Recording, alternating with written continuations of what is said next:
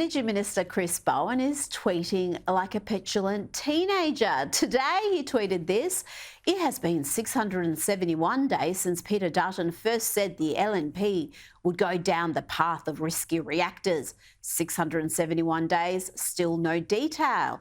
Now, that in itself wouldn't be so bad, except yesterday he tweeted the same thing, only it was 670 days, and he tweeted the same thing the day before and the day before.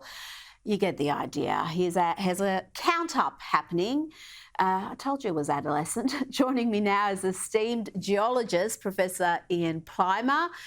In between these tweets, Professor, Chris Bowen has also announced that his government is funding low-interest loans to help Australians get solar panels and batteries. This is more market manipulation. Someone is making money out of this, surely, Ian, but I do worry about the amount of market manipulation we are seeing in the renewable market. Well, Chris Bowen is a Liberal Party asset. I just hope he keeps tweeting and tweeting and tweeting, because that shows what he's really about. In terms of loans, that's a euphemism for we have totally stuffed up. The average consumer is bleeding, and we have to show that we are concerned. Now, his party once was concerned about the little man, was once concerned about the worker, but not now. No, absolutely not. Now, President Joe Biden has recently been praising Kenya's incredible renewable energy supply. Let's have a look. 90% of Kenya's electricity comes from clean energy. 90%. That's worth an applause. Over 1 million homes are powered by wind energy alone. That's worth applause too. Well, gee, that sounds wonderful, but he left out a few things there, Ian, didn't he? Doesn't Kenya have fairly frequent blackouts and needing backup energy sources to add to the grid? Is that really something we want to emulate? Well, they left out a lot of things.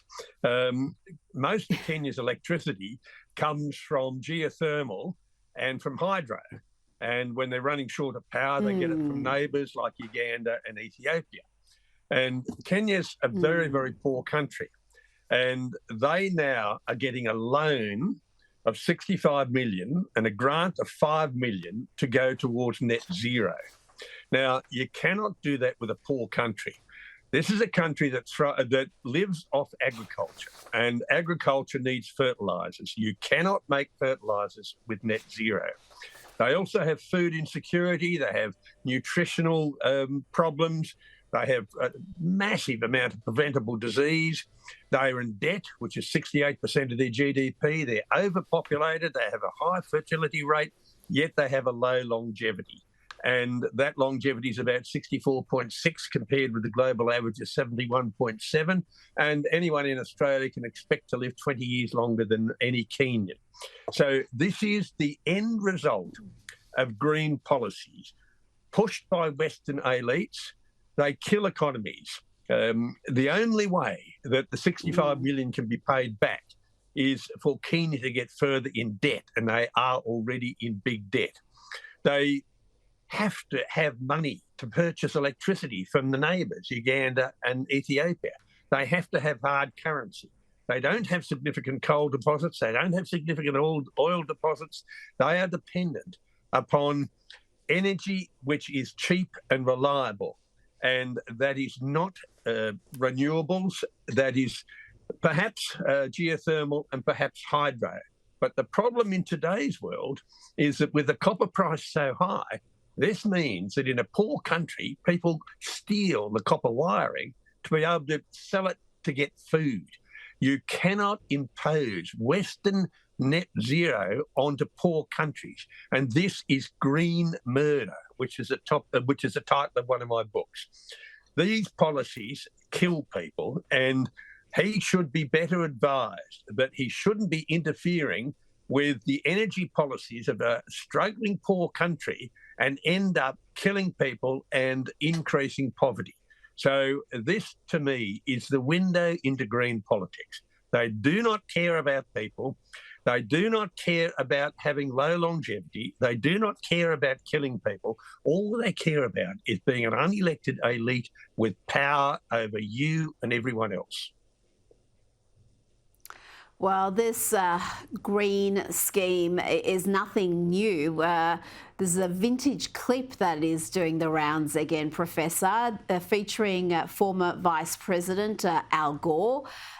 This is when he was only 34 years old. He was already in politics and making grim predictions about what was going to happen in the near future. The CBS report from 1982 predicted widespread disruption of agriculture and 25% of Florida ending up underwater due to the burning of coal and oil. Professor, no matter how catastrophically wrong these doomsayers are, they keep getting a platform, keep setting the agenda, keep making the policies. That's more than 30 years ago, and there seems to be no accountability whatsoever for these predictions that are never eventuate, never even come close to eventuating. Well, this is perfect for Gore. He's become a climate multi-billionaire. He's made a fortune out of frightening people witless. And he also owns waterside property. He lives in one. So if he was really serious, he'd go and live in the mountains. He's not. So he's the leader of the green scam. He looked very young and youthful in that clip. He's now a little bit older and a multi-billionaire. He can have a facelift. He can do anything because he has been scaring the world for decades. People have bought the Kool-Aid and people are struggling, perhaps mainly due to Gore. So he's like so many of the other people predicting the end of the world. And I suggest that when they come and knock on your door and tell you you've got to live a poor life and you've got to give up your life to save the planet, I think you sue the dog onto them, because for 2,000 years, people have been predicting the end of the world and they've never got it right. So why should Gore be right? And history has shown in the 40-odd years since that clip, history has shown that those people who cry wolf, who try to scare us witless, always get it wrong. And he has been richly rewarded, as you mentioned. He even won an Oscar for the scaremongering. So it's been very good for him indeed. Ian Plymouth, he was acting. Thank you for your time.